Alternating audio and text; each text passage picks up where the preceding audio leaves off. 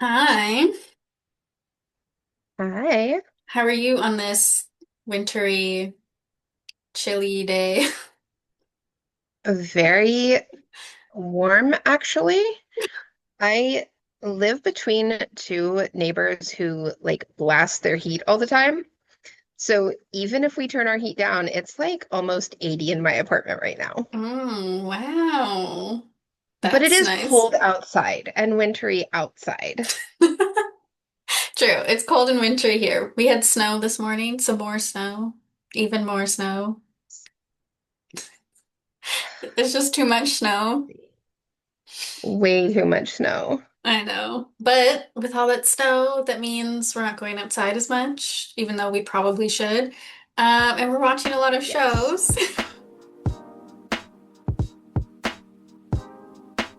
Which is why Yes. we are bringing you some winter recommendations. Yes. We are. We have, I mean, it's been cold. So Mm-hmm. I don't know. When I think about winter recommendations, I think about the need for something cozy, but also something that has a touch of the snow outside on the screen. Like I want to be reminded that it's winter, but also not be in the winter myself, which is I think why I picked some of the things that I picked. Do you want to start then? Sure. My first one is Old Fashioned Cupcake.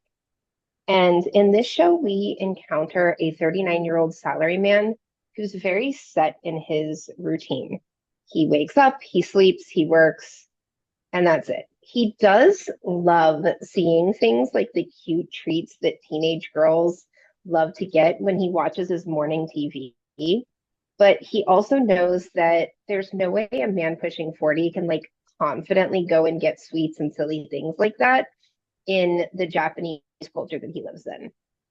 So when Tagawa, a 29-year-old junior at his work, sees his tired routine and gets worried about him, he encourages him to pretend to be a teenage girl and they visit pancake shops, get cute treats, take silly selfies, and spend time together. Um, but it also leaves with this weird feeling of I'm 10 years his senior. Are we just having fun doing things together, or does this actually mean something? Um, I think a lot of my feelings around the show come from the fact that there are wintry and cold scenes in the show, and you can see that it is filmed when it's cold outside, but there's so much coziness in having some sweets in a warm shop or kind of enjoying this time exploring new things with someone that you feel comfortable with that has that warm energy from the cold that's outside, which is I think why I really love Old Fashioned Cupcake as a winter choice. It's a good choice. It's such a good show. So cozy. My first recommendation is not as cozy, but definitely wintry. And that's his. And we follow Shun, who is now a store owner in a rural area in Japan. But when he was in high school, he fell in love with Nagisa and they went to university together. And at a certain point, they kind of were like, hey, this is over. Like, we can't see each other anymore. Even though Shun still had strong feelings and didn't really want to go their separate ways, they did. And then one day, his ex returns with a 6-year-old daughter to his house in rural Japan and asks to stay there because he's getting a divorce. So things are kind of awkward and interesting, and it's wintry, and there's like Christmas, and they're exploring the rural town together in their coats and scarves, and like the daughter is super cute. But it's very much one of those like it feels cold. It seemed like you can see that it was filmed when it was cold. It's winter, but also like I think because it's kind of melancholy, it gives that like wintry, like it's dark outside, you feel a little less like happy and bubbly and excited. So it has the vibes of winter as well. I get that. I also have one that is very the vibes of winter and that icy chill and not so much warm and bubbly things. Um, because I chose Gray Shelter. Um, Cha Soo-hyuk is focused on survival and has no long-term goals at all. So when he unexpectedly reunites with his stepbrother, who he was really once close to, Lee Yoon-dae, the two end up living together and forming kind of tenuous and very awkward bonds that add stress and something more to their lives. Um, I will give a slight spoiler for the next 10 seconds, so skip ahead if you don't want it. This one does end without a firmly happy ending. It's just sort of a tenuous moment. So if you want something super fluffy and a for sure happily ever after, don't watch this one. Um, but for me, it is set like in a snowy, wintry, blustery time. You get a lot of snowfall scenes, a lot of cold, big winter coats, the pair dressed in warm clothing, scarves on, snow falling. And so for me, it's like a heart-wrenching series, but it's also kind of the push to like pull the covers up and like watch this one with chocolates and tissues and just cozy in. Yeah. Okay, my next one is also more melancholy. And again, it's like a rural Japan uh, situation setting. And that's Restart after coming back home. And we follow Mitsumi, who quits his job in Tokyo and decides to return to his hometown in the country for the first time in 10 years. And he has a really strange relationship with his father. Um, and he, doesn't really want to be part of the family business, but he also doesn't know what he wants to do. And he meets Yamato, who works at a farm nearby. And Yamato is kind of this very bubbly, bright, like sweet guy. Everybody in town knows him. Like he helps all his neighbors. Like he's very nice, and he kind of pushes Mitsumi to help out on the farm and like develop this kind of, awkward, tenuous relationship because Mitsumi doesn't really want to help, but he also doesn't want to just stay at home with his dad being grumpy at him all the time because they have a lot of tension between each other. So we kind of watch them grow and like watch Mitsumi kind of view life in his rural town differently than when he left 10 years ago. So, but it also, a lot of it takes place kind of in fall going up to winter and like the Christmas season and, that kind of thing. So it feels very cozy, like you want to snuggle up while you watch it. And it's also a movie. So it's a nice one to just snuggle in bed and watch with like a hot chocolate or a tea or something. It sounds really good. And like, I don't know, I haven't seen that one. And it makes me want to like go watch it today with how like chilly it is. I'm You just like, should. I need hot cocoa and I need that show. Exactly. My next one is a little bit more bubbly, but does still have those touches of melancholy in it. Um, it is 10 Things to Do Before I Turn 40. It sits solidly at the table, the same table as Old Fashioned Cupcake. And in it, Suzume is grappling with the fact that he's turning 40 soon. So, of course, I love a show with an older protagonist, being not quite young myself. Um, he realizes he has 3 months until he turns 30 or until he turns 40, and he sees a news segment about bucket lists and decides to make a list of his own 10 things that he wants to accomplish before he turns 40 years old. Some of them are really simple, like getting a custom pillow now that his own pillow is worn out. And others are more meaningful, like spending Christmas Eve, which also happens to be his birthday, with someone special. His younger coworker, Kenji, catches him making the list and vows to tackle it with him. But Suzume's not sure how much is company and coworker loyalty and how much is a deeper connection between the two, which leads to some tension. I really love this, obviously, as someone who also has a winter birthday.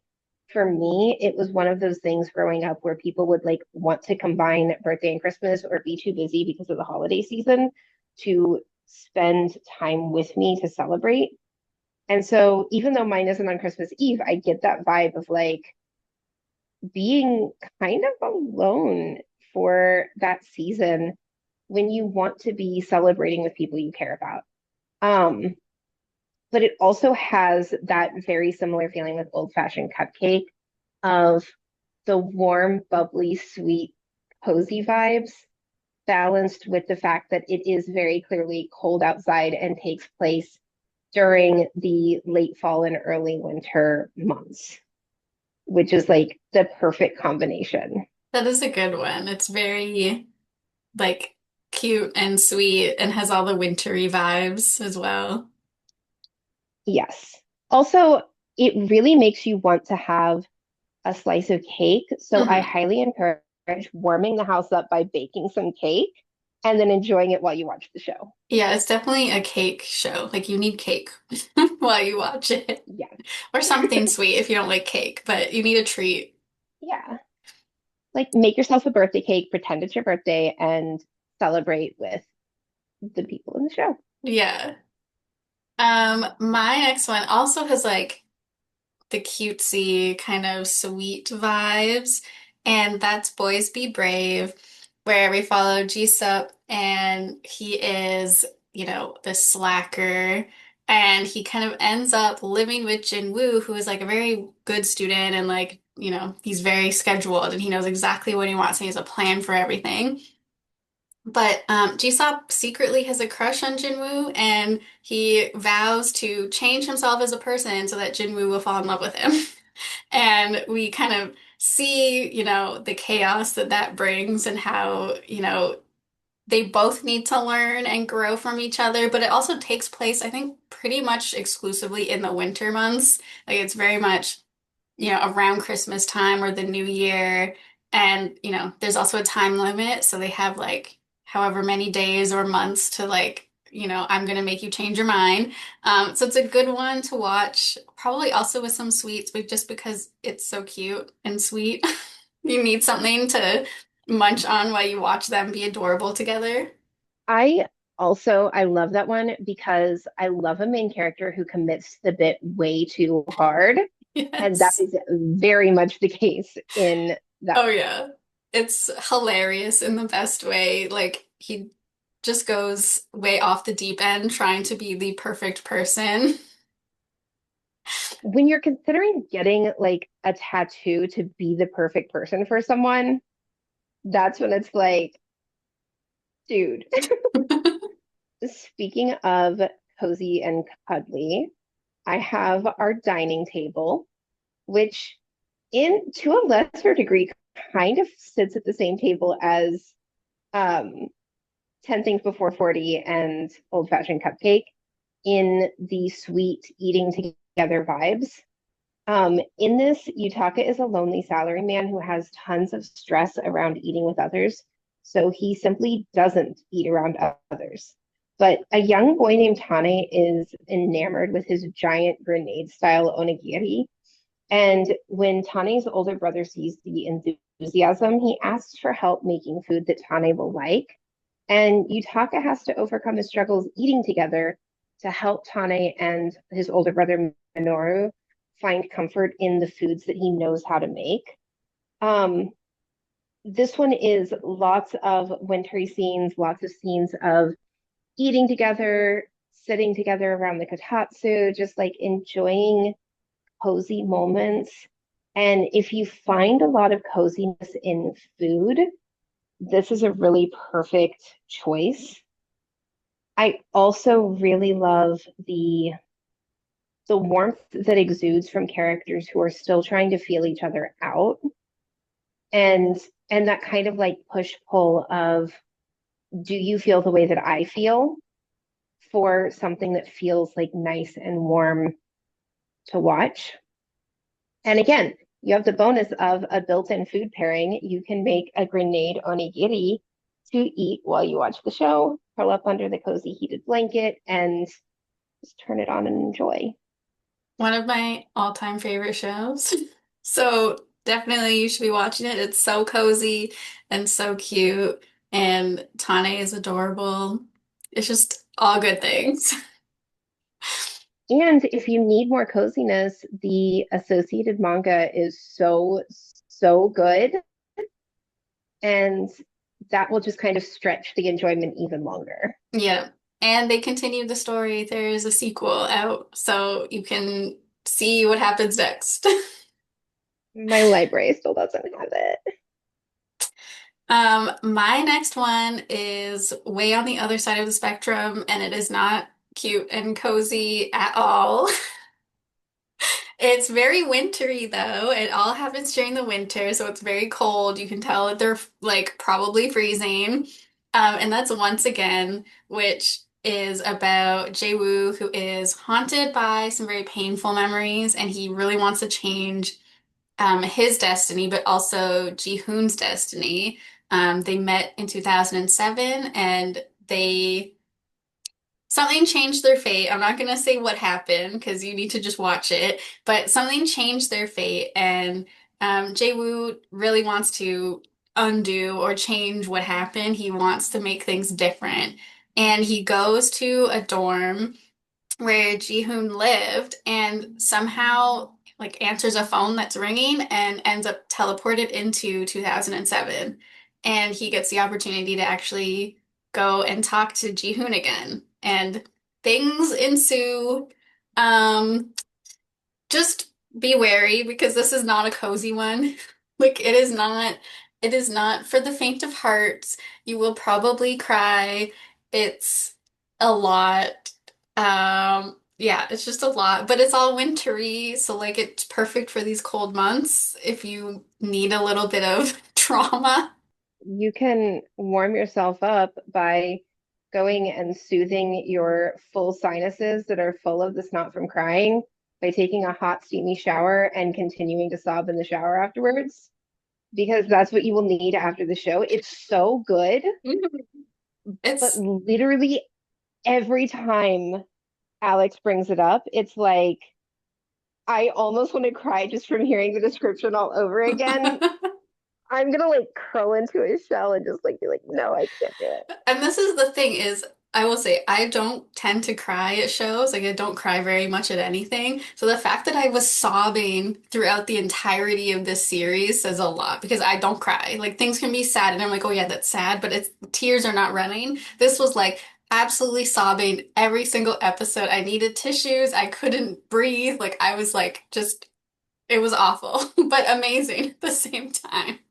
It's so good. I'm not telling you not to watch it, but if it can make you cry like that and you're not a crier, like imagine what it did to me because I am a crier. I was a mess. I needed like a face mask and like eye masks and everything because I was swollen for days afterwards. Um, it broke me, but it's so good. I need a rewatch, but I have to be like emotionally prepared. Hmm. So I haven't rewatched lately. Well, I have one more, and it's a little bit quicker of a watch because it is a movie. So you can just kind of turn it on and watch real quick while you go about like your other wintry tasks at home. My last pick is Red, White, and Royal Blue. In this, the one of the main characters, Alex, has a lot of pressure as the son of the first woman president of the United States of America, which I have to say, um, right now it feels like a balm on my heart to see her presidency and take a 1.5 hour escape from the horrors that persist in our current world. Um, but he has a lot of pressure as her son and is thrust into the spotlight out of his normal Texas life and suddenly has to get to know a bunch of dignitaries from around the world, including His Royal Highness Prince Henry. The two have kind of had a contentious past that only gets worse when a tipsy squabble at a royal wedding, Henry's brothers, leads to the two of them knocking over a massive royal wedding cake and then having to do some damage control.